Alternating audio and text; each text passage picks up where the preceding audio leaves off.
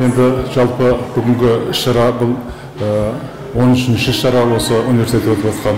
Жалпы Қазақ ұлттық аграрлық зерттеу университеті қазіргі таңда Қазақстандағы аграрлық білім ордаларының көшбасшысы өстелінеді. Осы іс-шаралар қысқы және жазғы мектеп болып екіге бөлінеді. Бұның халықаралық дәрежеге шейін жеткені, бұл іс-шараға бүгінгі іс-шараның өзіне 33 мемлекеттен 500-ден аса магистранттар мен докторанттар қатысуда.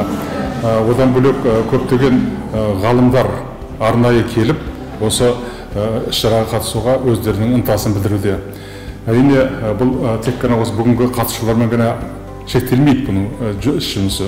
Одан бөлек онлайн режимде жан-жақтағы ғалымдар қатысады. Бүгін ғана маған поляк мемлекетінен, Австриядан, Қытай мемлекетінен, Қырғызстан, Өзбекстан, Тәжікстаннан хабарласып, осы іс-шараға біз қатыссақ деген ниеттерін білдіріп жатыр. Сонымен бұл іс-шараның деңгейі, өрісі қазір жылдан жылға кеңейіп келеді. Оның кеңейтін орны жалпы бір жерде ғана білім алып, бір жерде ғана ғылымның жаңағы пайдасын білудің өзі ол аз ба қазіргі таңда. Қазіргі таңда мынау жан-жақты білім алу керек. Қазіргі жастарымыз болашақ жақсы маман болып шығу керек. Жалпы мен өзім мал маманымын. Мал маманы болғаннан кейін қазақтың тіршілік көзі осы 4 түлік малы. Сондықтан да осы 4 түлікті малдың басқа мемлекеттерде қалай өсіп жатқаны, қандай ғылыми зерттеу жұмыстары жүргізіліп жатқанын біз жан-жақты зерттеуіміз керек. Сондықтан да мына осында біз шетелдік көптеген ғалымдарды, ұстаздарды шақырдық.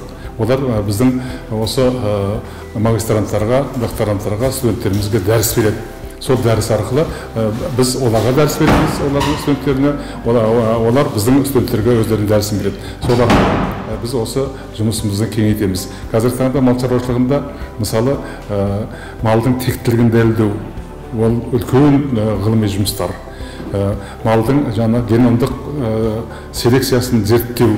Мысалы геномдық селекция дегеніміз бұрын малды туылғаннан кейін біз 5 жылдан кейін ғана оның өнімділігін білетін тұғымыз. Қазіргі таңда әлемдік деңгейдегі зерттеулер бойынша біз оның өнімділігін эмбрион пайда болған уақыттан бастап білеміз. Осының бәрі осы біздің жазғы халықаралық мектепке кіретін тақырыптар. Әрине, енді осы тақырыптың төңірегінде біз оны арғайда кеңейтеміз. Кеңейтетін себебіміз бізге ерекшелік, біздің Қазақстанның ерекшелігі біздің ауа райымызда. Қазақстанда жалпы жазда 40 градус ыстық, қыста 40 градус суық. Бұндай мемлекет әлемдік деңгейде жоқтың қасы. 80 градус амплитуда болады арасының айырмашылығы. Сондықтан да осыған лайықты малдың тұқымдарын біз тек қана Қазақстанның ғалымдары шығарып жатырмыз. Тіпті мен айтқан болар едім, біздің ата-бабамыздың өзі осы малды қалай бағу, күтіп, оның тұқымдарын шығару бағытындағы жұмысты әлі бүгінгі шейін кейбір ғалымдар таба алмай жатыр. Мысалы, Еділбай қойы қыстың 40 градус жаңағы мен айтқан ыстығына да, суығына да, жаздың ыстығына да бәріне шыдамды қойдың тұқымы. Тіпті қардың тазалап, жаңағы қардың астындағы көрікті затын алады. Сол сияқты біздің жабе жылқышыда, ада жылқышыда сондай қасиеттер бар. Мінекей осының бәрін бұл шетелден келген ғалымдар сонда білу керек. Өйткені оларда да өздерінде осы малдардың тұқымын өсіреміз деген ниеттері бар. Жалпы енді қазір бүгін біз бастап кеттік осы жұмысымызды халықаралық жазғы мектептің жұмысын. Бұл енді 10-11 күннің төңірегінде болады. Осы кезде осы тағы да ең ерекшелігі осы келген ғалымдармен, біздің студенттермен, магистранттармен, докторанттармен бір-бірімен араласады, мемлекетаралық.